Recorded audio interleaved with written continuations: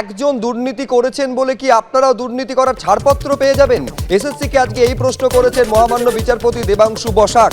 মূল মামলাকারীরা দুর্নীতি করে চাকরি পাওয়ার চেষ্টা করেছেন, পাননি বলে মামলা করেছেন, সওয়াল করেছিল এসএসসি। আর সেই সওয়ালের প্রেক্ষিতে এই মন্তব্য মহামান্য বিচারপতি দেবাংশু বসাকের। কলকাতা হাইকোর্ট এবং সুপ্রিম কোর্টে কেন এবং কিসের ভিত্তিতে ভিন্ন অবস্থান গ্রহণ করেছে এসএসসি, এই প্রশ্ন তুলেছে আজকে কলকাতা হাইকোর্ট। এক সপ্তাহের মধ্যে হলফনামা দিয়ে জানাতে নির্দেশ বিচারপতি দেবাংশু বসাকের। এসএসসি কোন মিটিংয়ের মাধ্যমে চাকরি বাতিলের সিদ্ধান্ত নিয়েছিল তার বিস্তারিত তথ্য তলব করেছেন মহামান্য বিচারপতি। যদি সম্পূর্ণ প্যানেল বাতিল হয় তবে অনেক যোগ্য প্রার্থী ক্ষতিগ্রস্ত হবেন, তাদের ক্ষতিপূরণ দিতে হবে। জনগণের টাকা কেন এভাবে নষ্ট হবে, প্রশ্ন তুলেছেন মহামান্য বিচারপতি।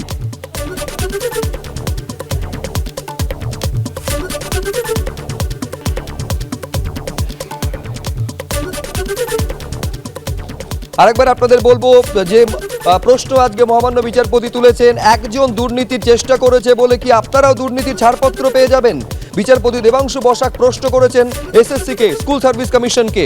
মূল মামলাকারীরা দুর্নীতি করে চাকরি পাওয়ার চেষ্টা করেছেন, পাননি বলে মামলা করেছেন, এই সওয়াল করেছিল এসএসসি। আর সেই সওয়ালের প্রেক্ষিতেই এই মন্তব্য বিচারপতি বসাকের। কলকাতা হাইকোর্ট এবং সুপ্রিম কোর্টে কেন এবং কিসের ভিত্তিতে ভিন্ন অবস্থান গ্রহণ করেছে এসএসসি, এই প্রশ্ন তুলেছে কলকাতা হাইকোর্ট। এক সপ্তাহের মধ্যে হলফনামা দিয়ে জানাতে নির্দেশ বিচারপতি দেবাংশু বসাকের। এসএসসি কোন মিটিংয়ের মাধ্যমে চাকরি বাতিলের সিদ্ধান্ত নিয়েছিল তার বিস্তারিত তথ্য তলব করেছেন বিচারপতি। যদি সম্পূর্ণ প্যানেল বাতিল হয় তবে অনেক যোগ্য প্রার্থী ক্ষতিগ্রস্ত হবেন, তাদের ক্ষতিপূরণ দিতে হবে। জনগণের টাকা কেন এভাবে নষ্ট হবে, প্রশ্ন বিচারপতি।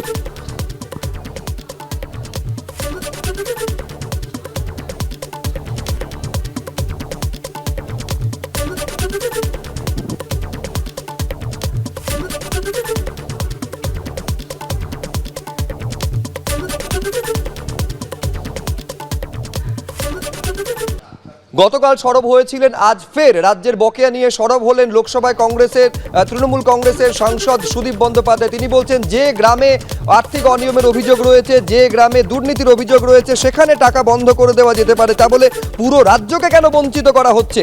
আমরা দিল্লিতে মন্ত্রীর সঙ্গে দেখা করতে গিয়েছিলাম, উনি চলে যান, ওর সঙ্গে সাক্ষাৎ হয়নি, সংসদে অভিযোগ করেছেন সুদীপ বন্দ্যোপাধ্যায়।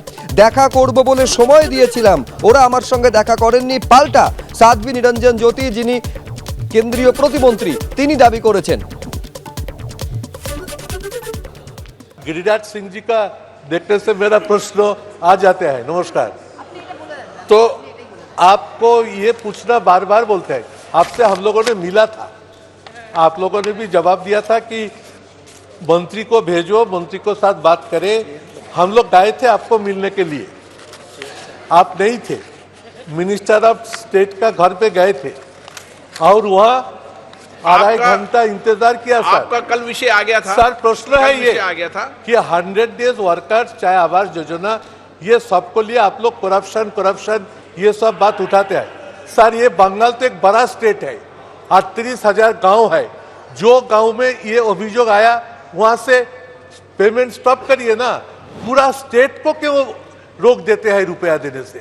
2 साल से रुपया नहीं देता, ये बहुत बड़े दुख की बात है। Sir I want to hear from you.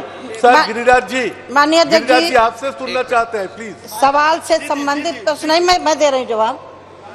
मैं यद्यपि इस सदन का सवाल नहीं है, लेकिन जिस तरह से मेरे को झूठा आरोप लगाया गया, इन्होंने आधा घंटे का समय मांगा था 5 लोगों का। मैंने कहा 5 लोग आ जाइए।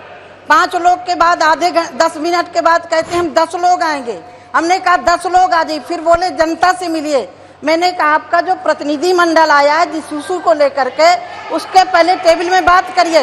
सुनिए पहले माननीय अध्यक्ष महोदय, 2.5 घंटा मैं अपने ऑफिस में बैठी रही जहाँ मुझे आधा घंटा बैठना था। फिर बोले हम पूरे सांसद आएंगे। हमने कहा पूरे सांसद आ जाइए, अकेले नहीं मिलूंगी। महुआ में उतरा, उन्होंने कहा मैं अकेले नहीं, आज आपका डेलीगेट आया, डेलीगेट से मिलूंगी। जिस इशू को लेकर के उस संबंध में बात करिए। लेकिन अध्यक्ष जी मुझे खेद है कि ये मिलने के लिए तैयार नहीं थे, इन्हें प्रोपोगंडा करना था, मेरे ऑफिस में धरना देना था। माननीय अध्यक्ष महोदय, मैं 2.5 घंटा बैठी रही, 2.5 घंटा रात में 6 बजे से लेकर के 8:30 बजे उठी हूँ और मेरे को बोला पीछे गेट से निकल गई। अध्यक्ष महोदय, मैं 4 नंबर गेट से जाती हूँ, 4 नंबर से ही आती हूँ और 4 नंबर से गई हूँ। इन्हें मांगना नहीं था, इन्हें पश्चिम बंगाल की जनता की चिंता नहीं है, इन्हें सिर्फ राजनीतिक रोटियां सेकनी है।